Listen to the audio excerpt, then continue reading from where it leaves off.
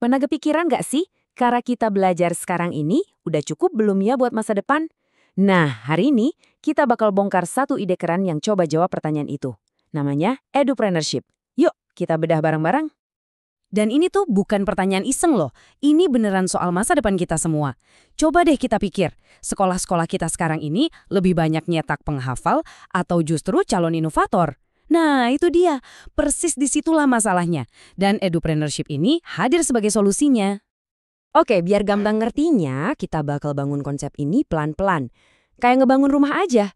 Kita lihat dulu tantangannya, terus kita buat blueprintnya, nyalain mesinnya, pasang kerangkanya, pastiin kompasnya benar, sampai akhirnya kita lihat bangunan jadinya. Udah siap? Langsung aja kita mulai. Oke, bagian pertama, tantangannya. Coba bayangin deh, pendidikan itu kayak kapal yang lagi berlayar di lautan yang ombaknya berubah-ubah terus. Nah, sekarang kapal ini lagi ada di persimpangan jalan yang krusial banget. Dia harus pilih, mau belok atau bakal ketinggalan zaman. Intinya gini, kelas yang gitu-gitu aja tuh udah nggak cukup lagi. Kita harus gabungin dua dunia yang kelihatannya beda. Ilmu ngajarnya para guru yang keren sama semangat nekatnya seorang pengusaha. Dan ini bukan pilihan lagi ya, tapi udah jadi keharusan biar kita bisa tetap relevan. Terus blueprint buat revolusi ini kayak gimana? Jawabannya, satu kata aja, edupreneurship. Nah, sekarang yuk kita bedah apa sih sebenarnya ini? Gini ya, biar clear. Edupreneurship itu bukan sekedar buka bimbel atau sekolah buat cari duit. Sama sekali bukan. Ini tuh lebih ke mindset, cara berpikir. Gimana kita ngelihat masalah jadi peluang, berani ambil resiko tapi tetap ngitung, dan ujung-ujungnya ngebangun institusi pendidikan yang nggak cuma mandiri secara finansial, tapi benar-benar bisa ngubah hidup banyak orang. Nah, di dalam model ini ada 5 komponen utama. Anggap aja ini kayak 5 pilar penyangganya. Kita bakal bahas satu-satu, mulai dari inovasi, jiwa usaha, manajemen, teknologi, sampai yang terakhir nilai-nilai sosialnya. Oke, sekarang kita masuk ke ruang mesinnya. Disinilah jantung dari semua ini berdetak. Ada 2 mesin utama yang jalan bareng, inovasi pendidikan dan jiwa wirausaha. Dua-duanya ini yang jadi sumber tenaga buat ngegas sistem ini ke depan. Yang pertama, inovasi. Ini nyawanya. Udah lupain kurikulum yang kaku dan jadul. Coba bayangin kelas yang dibikin kayak main game atau belajar langsung di kantor beneran lewat program magang. Jadi belajarnya tuh jadi relevan, asik, dan benar-benar nyiapin kita buat dunia nyata. Nah, mesin kedua adalah jiwa wirausaha. Tujuannya simple tapi powerful. Kita nggak lagi nyetak orang yang cari kerja, tapi nyetak orang yang bikin lapangan kerja. Ini soal gimana caranya nyalain api kreativitas siswa, kasih mereka tempat buat eksperimen bisnis di sekolah, dan ngebimbing mereka bikin usaha yang basisnya itu ilmu pengetahuan.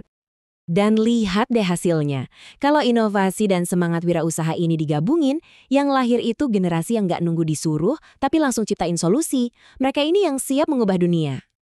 Oke, mesinnya udah nyala. Tapi, mesin sehebat apapun butuh kerangka yang kuat kan? Nah, disinilah peran manajemen dan teknologi. Dua hal ini yang jadi kerangka kerja buat ngubah ide-ide keren tadi dari yang cuma di awang-awang jadi sesuatu yang nyata, terukur, dan bisa berkembang. Kuncinya ada di manajemen yang visioner. Maksudnya, kita butuh pemimpin yang bisa baca tren global, lalu nerjemahin fitur visi itu jadi aksi yang jelas. Tentu aja, ini harus didukung sama tata kelola yang profesional dan koneksi yang kuat sama industri. Biar nggak cuma jadi wacana, tapi beneran jalan. Terus, ada teknologi sebagai akseleratornya.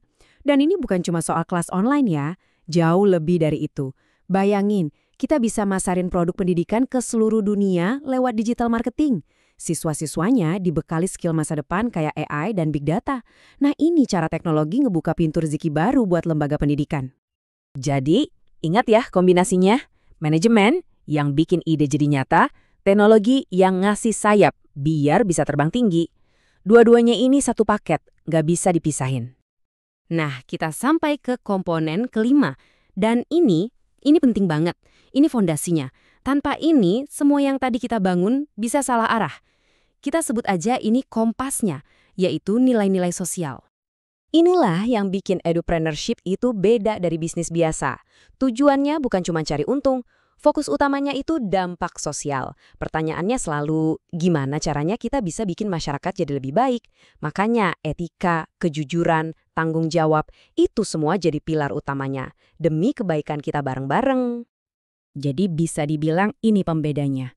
Ini yang mastiin kalau edupreneurship itu nggak cuma nyetak pengusaha sukses, tapi juga manusia-manusia beretika yang punya dedikasi buat melayani masyarakat. Tujuannya jauh lebih mulia. Oke, semua bagiannya udah kita susun. Mesinnya ada, kerangkanya ada, kompasnya juga udah siap. Sekarang coba kita mundur sedikit dan lihat gambaran besarnya. Jadi kayak apa sih bangunan yang udah kita rancang ini? Dan yang paling penting, kenapa ini semua penting banget? Nah, di sini bedanya kelihatan jelas banget. Kalau bisnis tradisional, fokusnya apa? Maksimalin profit, keuntungan pribadi, saingan di pasar. Tapi edupreneurship beda total. Fokusnya itu dampak sosial, manfaat buat orang banyak, dan ngebangun ekosistem yang berkelanjutan buat masa depan. Ini dua filosofi yang benar-benar bertolak belakang. Jadi tujuan utamanya itu, wow, besar banget. Bukan cuma bangun satu sekolah yang keren, tapi menciptakan sebuah ekosistem pendidikan yang hidup. Sistem yang terus-menerus belajar, beradaptasi, dan berinovasi. Semuanya demi satu hal, nyiapin masa depan yang jauh lebih baik buat kita semua. Sekarang, setelah kita lihat semua blueprint-nya, pertanyaannya balik lagi ke Anda. Kalau Anda yang jadi arsiteknya nih, kira-kira batu bata pertama apa yang bakal Anda letakkan buat mulai membangun edupreneurship di lingkungan Anda sendiri? Coba deh direnungkan. Terima kasih sudah menyimak dan semoga ini bisa jadi awal buat kita semua untuk mulai membangun.